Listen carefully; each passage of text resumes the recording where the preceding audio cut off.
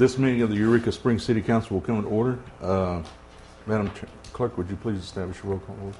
James DeVito. Here. Laney Balance. I'm here. Dean Kirkpatrick. Here. Butch Berry. Present. Parker Raphael. Here. Ken Pownall. Here. All right. Please stand for the pledge. I pledge allegiance to the flag of the United States of America and to the republic for which it stands, one nation, under God, indivisible, with liberty and justice for all. Thank you. All right. Next will be approval of the agenda. Motion to discuss. So moved. Second. Floor is open. Yes, sir. I'd like to propose postponing the vote on Dr. Dolce until the first meeting in May. Second.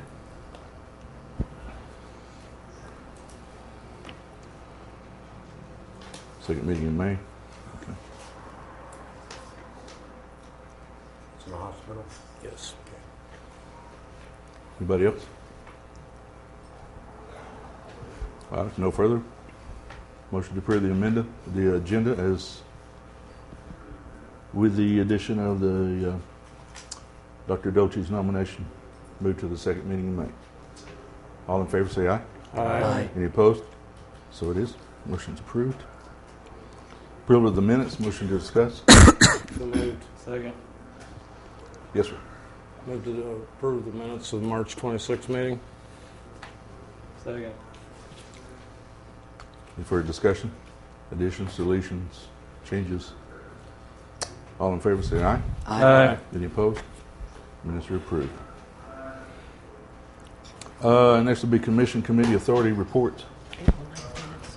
I'm sorry. April 9th minutes. Should have been the 9th, too. April 9th minutes? Okay. All right. And motion to discuss April the 9th minutes. So moved. Second. Any discussion on those? No discussion? Move to approve. Second. Motion made and seconded. All in favor say aye. Aye. Any opposed? Abstain. Motion. All right. Minutes are approved. Okay. Now Commission Committee Authority reports expired terms. Is Beverly here to speak on planning? I thought I seen that.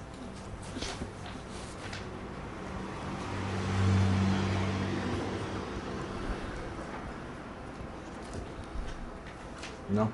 Okay. But I believe Mr. Rundel was nominated on 3/26/12 for position number 6.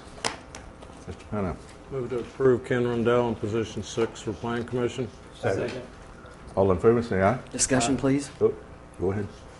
I would like to amend that motion to approve Mr. Rundel for position 1.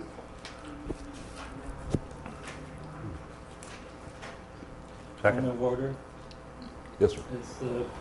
It's your prerogative to nominate in the position. It's not ours. Okay, this number 6 is the one Mr. Rundel applied for. So that's why you were given it. I believe I got a second.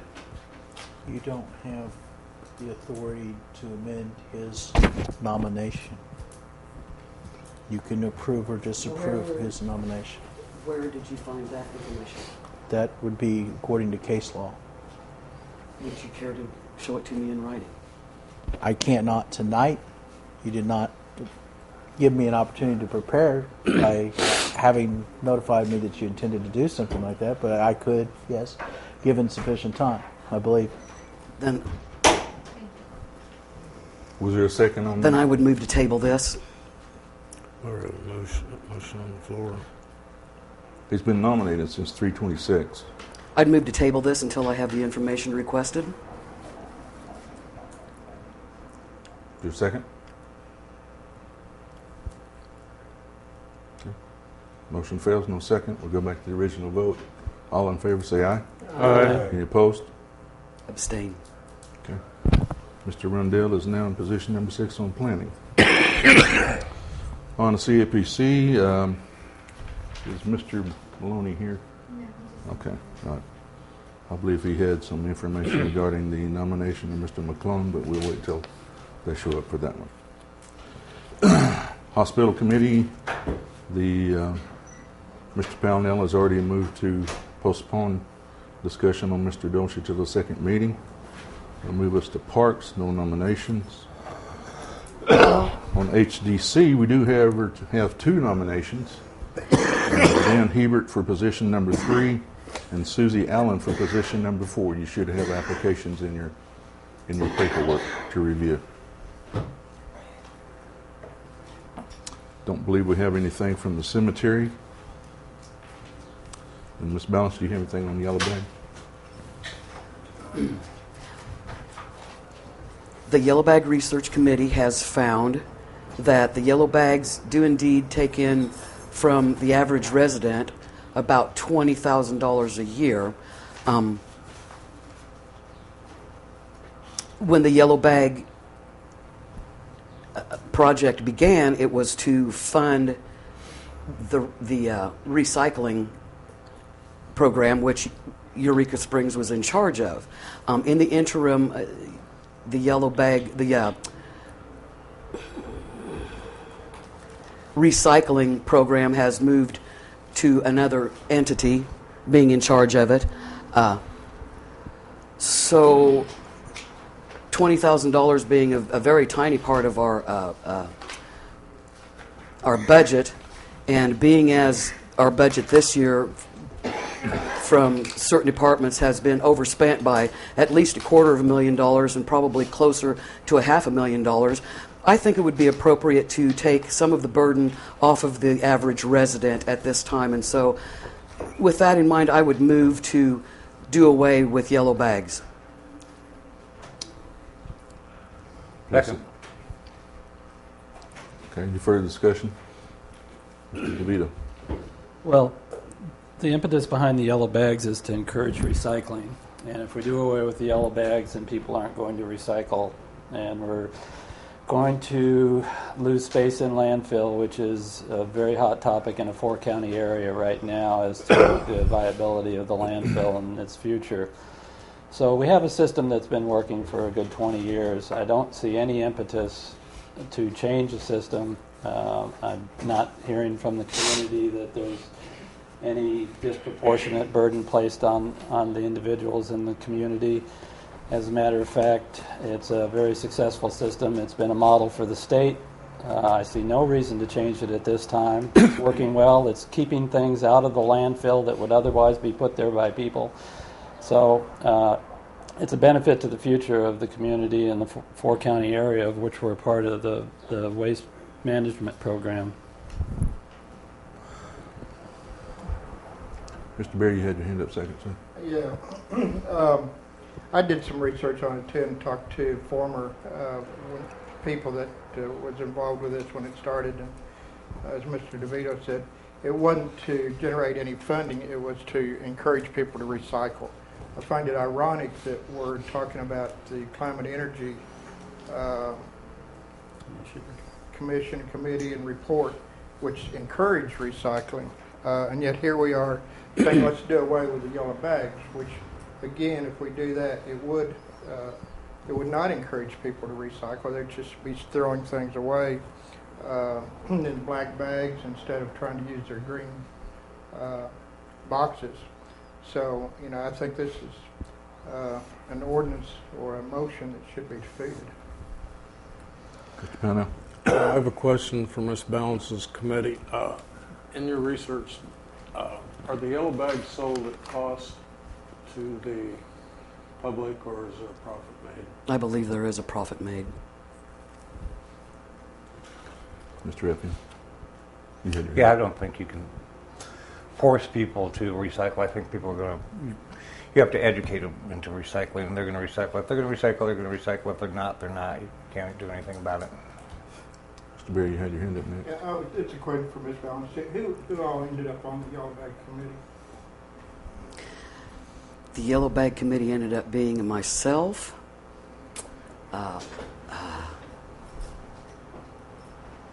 I'm sorry, a couple of gentlemen whose names I cannot recall. Bill, yes. Both of them were Bill, as a matter of fact, I believe.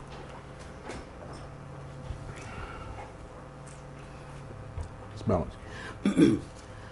While I understand that the theory is to encourage the average citizen to recycle,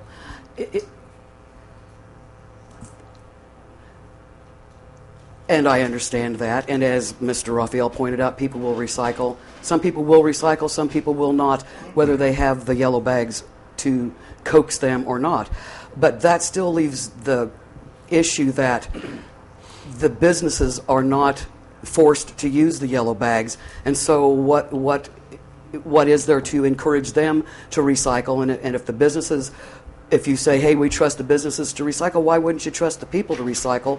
And so I really do think it's just an additional burden on the average resident that the businesses are not sharing in, and so I still stand by my motion to do away with yellow bags. Mr. DeVito. We're bound by ordinances to recycle cardboard. If council would like to expand that ordinance to require businesses to recycle glass, I'll be all in favor of that. I know my restaurant presently recycles plastic, glass, cardboard, oil, aluminum, steel, and I know a lot of other businesses in the community that do. I encourage council, if you would like to expand the requirements on businesses to recycle glass, I'm all in favor of that. Right now we're bound by law to recycle cardboard. So, if you really want to be proactive and do something to the community to enhance the quality here, then let's move in that direction, because there's a lot of commercial glass that is being disposed of, and I hate to see that every time the garbage truck goes by. So, business pays its fair share in all of this, and there are responsible businesses in the community and some that are making an effort. So don't try and paint us with this broad brush that we're not doing our fair share. Ms. Balance. On the other hand, my household recycles everything that it's possible to recycle, and as a matter of fact, we don't get curbside pickup for our cardboard. We must take it to the recycling center, along with many other things that we recycle in my household. I'm aware of many, many, many households that recycle as a conscientious choice. They do not need to be urged or compelled by the use of yellow bags to recycle, and they will continue. Whether we have the yellow bags or whether we don't have the yellow bags, they will continue to recycle. And as a matter of fact, adding a yellow bag, I know many people who use the yellow bags, but they use other bags. They'll use smaller bags inside of their waste containers, and then they will take those, usually paper bags, and put them inside of the yellow bag. So the yellow bag is actually adding to the burden in the landfill instead of decreasing it. Mr. Berry. I've had just, probably more people tell me that they like the yellow bags. In fact, I don't think I've had anybody tell me that they're against the yellow bags. So here we are in personal opinions saying, I've had people tell me they don't like them. I had people tell me they do have them. We've had something that's been working on here. We got off subject when we got into the business aspect. And as Mr. DeVito said, if we want to take and be proactive on the recycling, which I think we should because of what the recommendations, and we're supposed to be going to the climate and energy recommendations, then let's look at that aspect. But let's keep what we've got. It's been working, and I don't see any reason not to keep it. Mr. Pamela. I realize that the yellow bags were to encourage recycling. If it's not designed to be a moneymaker, I'd like to see the cost researched, and if they're being sold for a profit, at least get them down to a more reasonable cost, at cost or less. Mr. Weaver, would you address the issue of a contract with them and what the ramifications are of violating the contract? At this point, as I understand it, with Carroll County Solid Waste, we do have a contract. The contract does specify the use of the bags. To violate a contract, when it's in place, would open the city to litigation and would likely result in litigation if it reduced the amount of money that is going to the solid waste.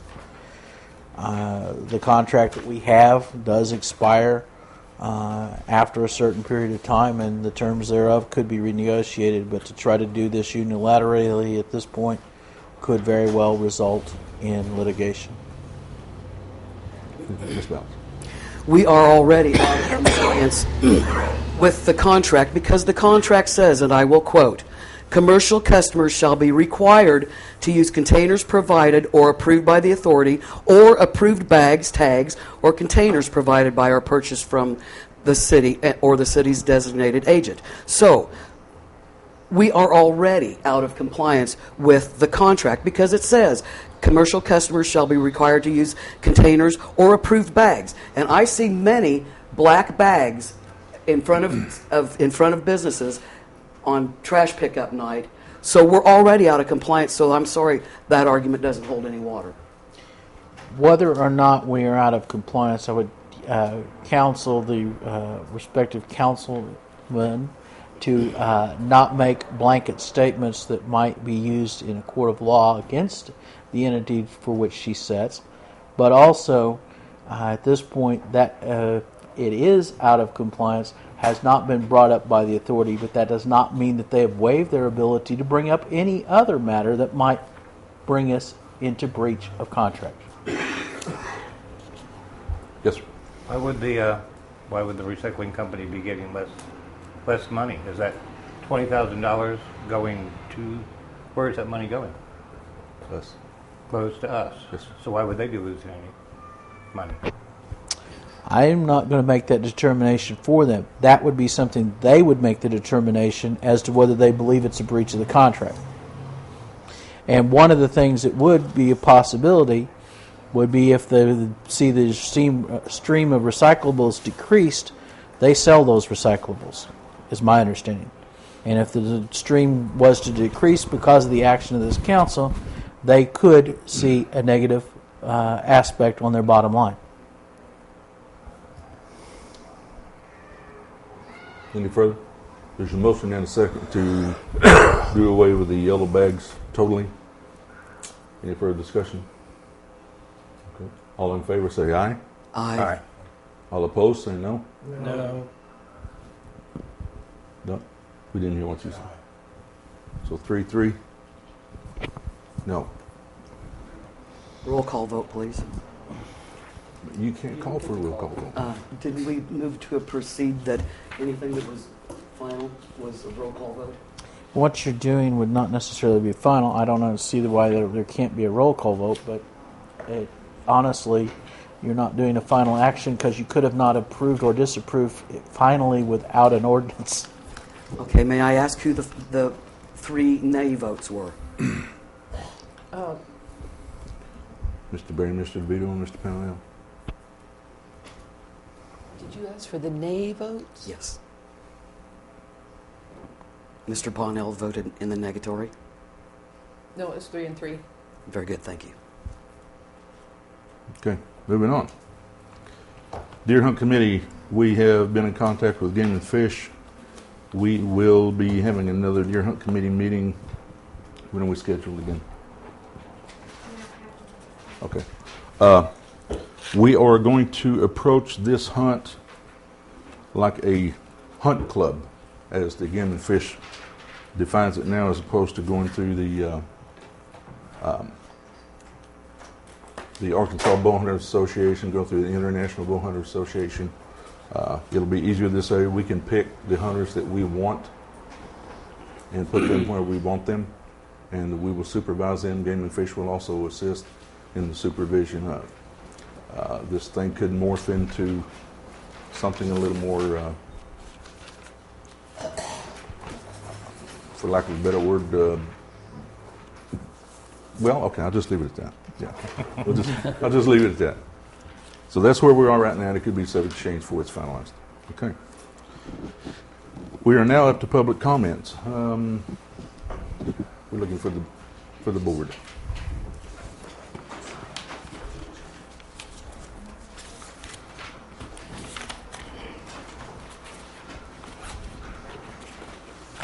Let's sign up for this. Okay. All right, thank you. Is everybody on here that wants to be on here? Okay. Yes, sir. You can. Please.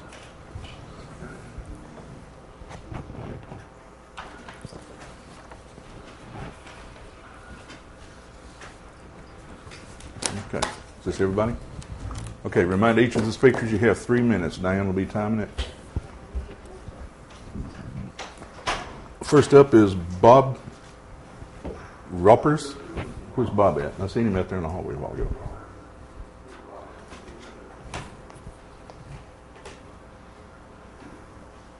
There he is. So, raise this thing up. There you go, Bob. Introduce yourself, sir. Hi, my name is Robert Roppers. I'm here representing the Lure Limousine. Can't hear. And Can't hear you. is it on? Okay, now. My name is Robert Roppers. I'm here. It's not. It's not on. Yeah, it's on. It's live. Okay. Okay. My name is Robert Roppers. I'm here on the for Allure Limousine, discussing this the franchise agreement and what's going to happen between the limos, the resolution to get the limos running or not.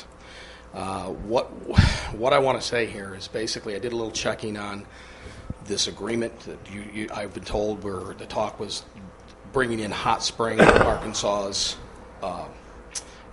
laws or resolutions, what they did. Checking on that, 2 of those companies went out of business.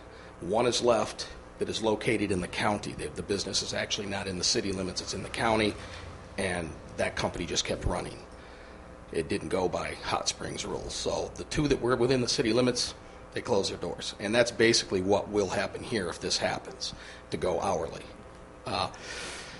The other thing is, and I've been explained to this, a franchise agreement is I guess almost like a contract between the company that you're having the franchise agreement with and the city.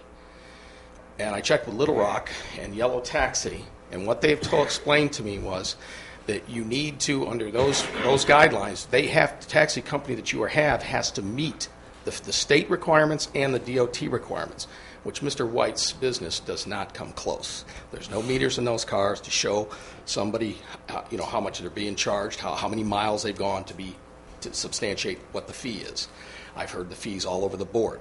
Mine are plain and simple. It's $5 per person. Couples $10. I've heard anything from $18 to $20 to $12 on different rides for Mr. White's company doing the same thing. You need the meters in the cars. Number one, if you're going to have a franchise agreement with this company. The other thing is DOT requirements. The drivers have to be DOT certified. This is what Yellow Cab told me all their drivers have to go through. You can look up what all that is. There's a few different things that have to be done. But I know that this isn't being done here. The last thing is the fact that lost it here. Totally lost my train of thought. Sorry. Qualifications. Not on the qualifications. But the last thing was the state requirements. As a franchised company or agreement between the city, you have to have it with a company that is doing things above board. His drivers needs to run a payroll, which is doing state, federal, FICA, all that stuff. He has to have workman compensation on his drivers. None of this is being done. So what you've got with this franchise agreement between EUREKA Taxi and the city of Eureka Springs is Thank you. That's it. Thank you, sir. All right, Becky Gillette. Get by me, Becky.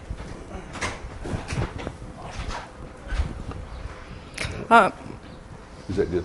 Yeah. Okay. I'm Becky Gillette, and I'm representing the Occupy Eureka Springs group tonight. I'm really proud of this town. We have one of the most active Occupy groups of any town in the country for its size. There's some states that don't even have one city as active as this group has been.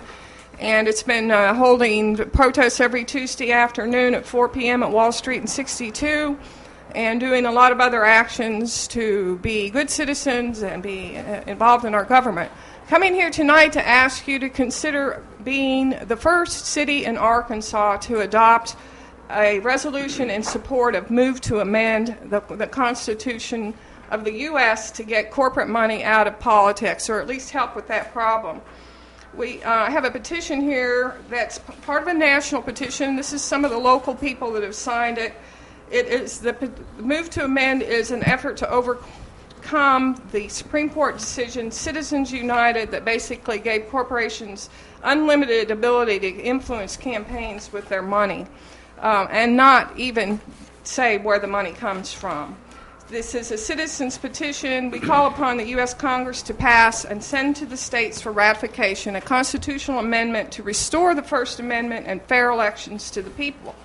The Supreme Court has ruled that corporations can spend as much money as they want promoting or attacking candidates for public office. Join the movement for a constitutional amendment. I have a copy here.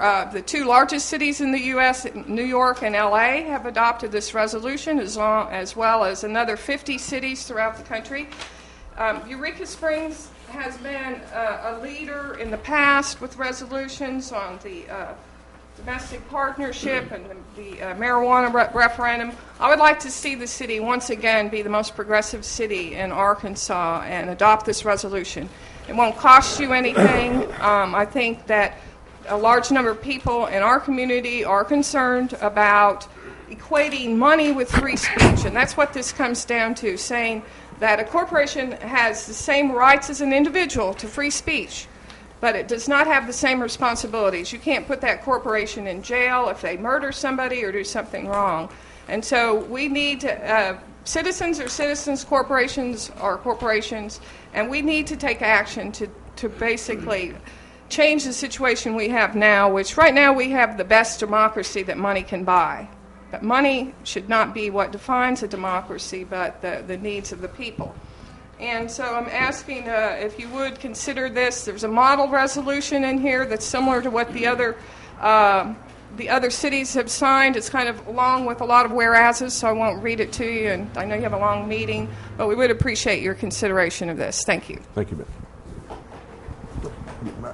Okay. All right, Rand Cullen.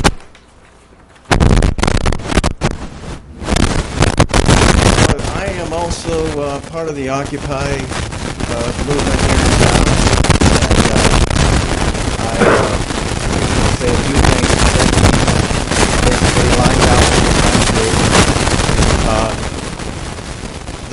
in the next election. It's projected that there'll be around $6 billion spent, and most of that is going to be of the corporate 1%. They're influenced now with the Citizens United a decision by the Supreme Court that money is free speech and that corporations are considered as people, puts a tremendous amount of power in this 1% that we like to talk about, who have so much control. These people have trillions of dollars. They have tens of trillions of dollars available. We cannot compete as far as money. So one way we can compete is that we have people. We have numbers. We outnumber them 1%, 100 to 1. 10% are really the power brokers. That's 1,000 to 1. And one of the best ways to do this is this group Move to Amend that now actually there are, I just want to give a couple figures here. In progress, there are 69 cities and counties in the country that are passing this resolution, which I gave a copy to Parker, and he was going to get some more made, but we have them available for anybody. I contacted most everybody and tried to give them one. Cities like Cincinnati, Denver, Rochester, New York, Salt Lake City, San Jose, California, just a few. There's 64 of those now that have already passed the same resolution that we're going to ask you to pass, just so you know you're not sticking your neck out. There's 178. For example, the Alaska State Senate, Buffalo, New York, Chapel Hill, North Carolina, Duluth, Minnesota, Key West, Florida, and so on and so forth. Missoula, Montana, Lancaster, Pennsylvania, Pittsburgh, Pennsylvania, Portland, Oregon, San Francisco, Tampa Bay, West Hollywood, California, Worcester, Vermont. Vermont has many towns. The majority, I won't say the majority, a large number of towns in Vermont. They're really at the forefront of this movement. So anyway, this is a big movement. It lets the people know around the country that there are many, many people, many cities, towns, so forth, and organizations that are behind this. And so we are going to actually present a resolution as such. So, and we hope that we can back it as a town and be, as Becky said, the first one in the state to pass this type of resolution. Thank you, sir.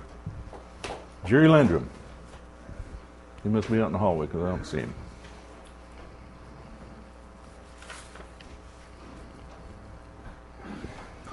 There you are. Hello, Jerry. Hi. I do support move to amend, but I'm here tonight to applaud the city's continued efforts in the greenhouse gas reduction area.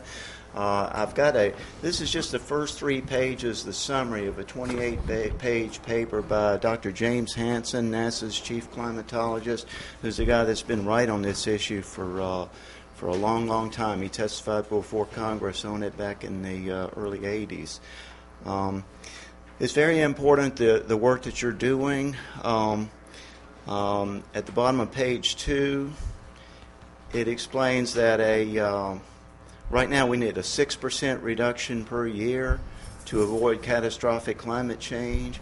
If we had started getting serious on this back in 2005, it would have only required a 3% reduction per year. If we wait until 2020, what is it, about 15% or so? And then at the very, very end, he explains how this is an intergenerational justice issue, that slavery was one race of humanity inflicting itself on another race, and now we have the case of all these greenhouse gases is going to render the earth uninhabitable for our grandchildren, and we cannot do that. That is so immoral, and I thank the city for taking the lead on this. Thank you. Thank you, sir. Mr. Campbell. I know I have to move now. Slide by him. You betcha. Okay. Good. My name is Steve Campbell. Mr. Mayor, ladies and gentlemen of the council, I appreciate you giving us this time to speak. I, too, am with the Occupy group here in Eureka Springs. And as Mr. Landrum has said a couple of moments ago, that we are faced with a climate change. And to give you an example, from our perspective on the Occupy and the move to amend, the Koch brothers, being billionaires, are one of the major polluters in these United States. Their funds are going to keep the pollution at the level it's at, and they're doing this by buying up our elected officials, congressmen, senators, and on the way up the line. Now, this being a non-binding resolution that Mr. Gillette passed out, is basically saying that the people of Eureka Springs are progressive enough to realize that there is a problem in big political actions to come about that is affected by money and big business. And we just would rather have those of you here on this council and in our state representatives representing the constituents, not a quid pro quo from a big money handout for a campaign contribution.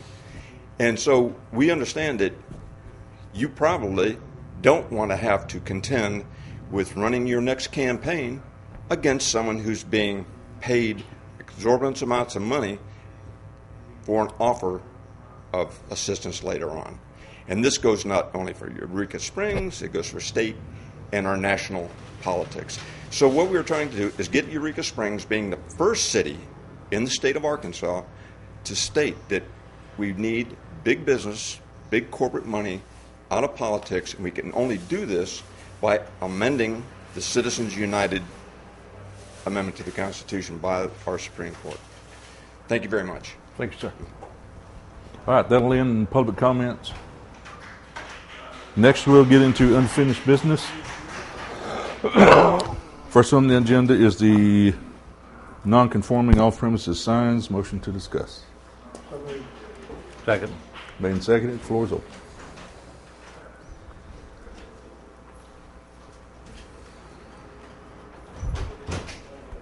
Do we have anything from the planning commission? I expected somebody to be here, but they're not here. Yes, sir. I thought everything, the planning commission was holding everything on signs until after you get the changes made. I believe you're correct, sir. Okay. Move on to the next one. Move to discuss. Second. On hospital audit? Okay. I believe we have Mr. Mary here out in the hallway. Mr. Mary? Michael Mary.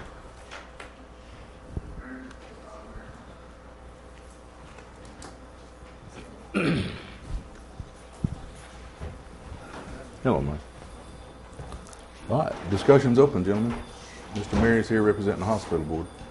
Mr. Pamela. I thought the purpose was to allow Allegiance to be here to answer questions, not necessarily just the hospital commission. Okay, I'll let Mr. Mary answer that one.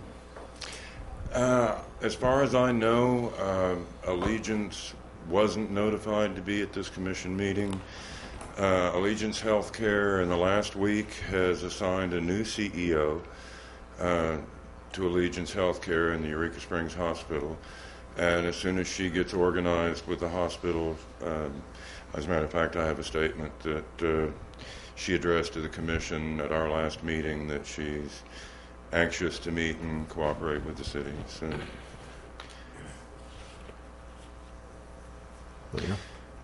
ladies and gentlemen, if you will, I've written a statement that I've collected some data about our lease agreement and a bit of the history with Allegiance Healthcare, and I'd like to read it prior to seeing if I can answer any of your questions. Go ahead.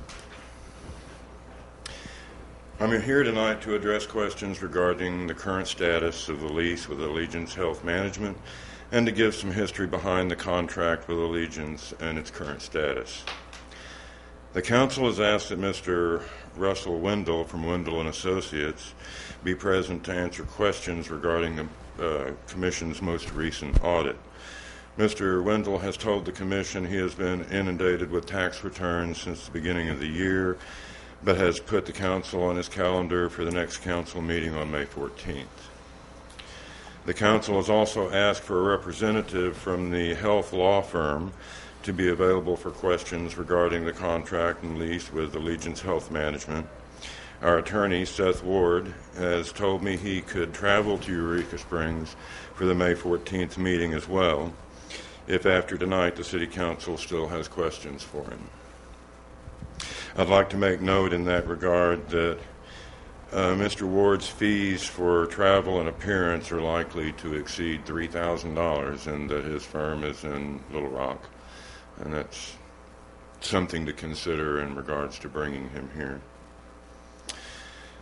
Regarding some of the history with Allegiance Healthcare, in 2006, a decision was made by the City of Eureka Springs that the City of Eureka Springs could no longer afford the cost of running the city hospital. It was determined to keep the hospital open, it would be necessary to lease our license to a for-profit corporation that possessed the financial backing to run the facility. At this time, the Commission presented this information to the City Council for approval. At the time, Mayor Danny Joy and Mr. DeVito were on the council as well. At this time, the Commission was introduced to Rock Borderland of Allegiance Health Management. In late '06, a contract was developed and presented to the Hospital Board of Commissioners. In early '07, Mr. Borderland spoke to the City Council, agreeing to operate the Eureka Springs Hospital, and presented the finalized contract to the City Council. This was approved by the Commission and the City Council and signed, and Allegiance Health Management took control of the Eureka Springs Hospital as of March 2007. In late 2007, a disagreement between Allegiance and the Commission occurred with respect to a withdrawal of $163,000 from Commission accounts by the hospital. And the hospital, Allegiance Healthcare, claimed that they were entitled to the lease value of the home health care license contract payment. Allegiance claimed this lease income was included in the contract signed by the Commission and the City Council. This issue was contested by the Hospital Commission, which led to arbitration in federal court in 2009 and 10. This arbitration led to the Commission retaining ownership of the LHC lease and annual payments of $163,000. The contract was also amended to release Allegiance Health Management from the obligation to build a hospital. These arrangements were made in order to avoid further litigation, which would have cost an estimated $200,000 in legal fees with no guarantee of positive outcome for Eureka Springs. I.e., this implies the loss of the LHC lease income of $163,000 a year. This includes the no new hospital issue and no positive fine from the guarantee to break ground within 1 year of the beginning of the lease of March 2007. However, the monthly lease of $5,000 a month was increased to $15,000 a month to compensate for these variations.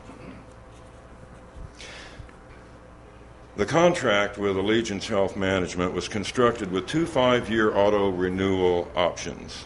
Allegiance has notified the Commission of their intent to auto renew for the second 5-year term. Rock Borderlawn has stated he wishes to build a new hospital in Eureka Springs and has asked for Commission financial support. A binding letter of intent was received from Allegiance requesting financial support in building a hospital that would be solely owned by Allegiance. The attorneys for the Commission have notified Allegiance that it is illegal for the Commission to finance or appropriate money for any corporation, association, institution, or individual, as stated in Article 12, Section 5 of the Arkansas State Constitution. We are awaiting further comment from Allegiance on this matter. In the last meeting of the Hospital Commission, we were introduced to Allegiance's new CEO of the Eureka Springs Hospital, Miss Jody Love. Miss Love is not a resident of Eureka Springs, rather of Dardanelle, Arkansas, and instead commutes 2 to 3 times a week to Eureka Springs for local business. She has stated she would be available to the Commission and the City Council and would be glad to address questions and concerns.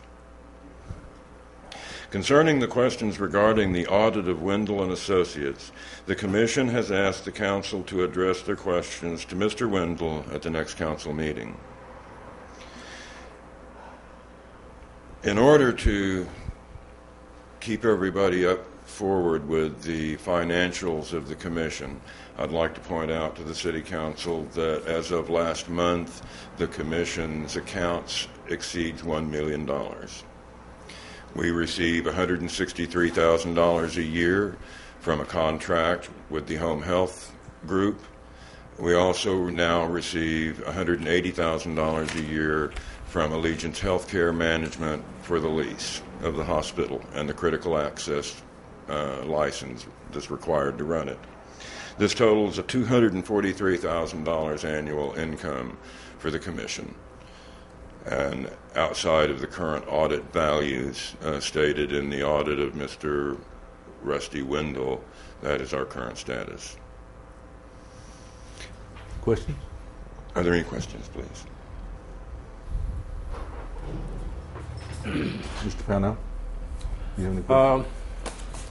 First of all, and I realize this isn't the contractor's problem, I still have a problem with the Commission acting outside of its bounds.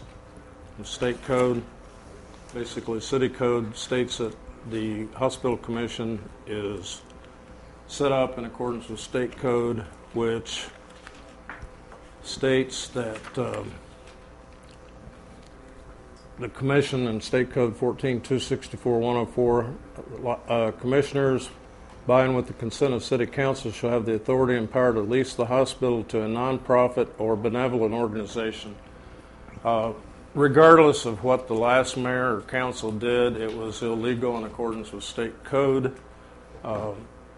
In operation of the commission, I've had communications, as well as I believe all the other council people have, in regards to the improper actions and operation of the commission, having meetings within the commissioners, which led to Mr. Mitchell's resignation, and along with another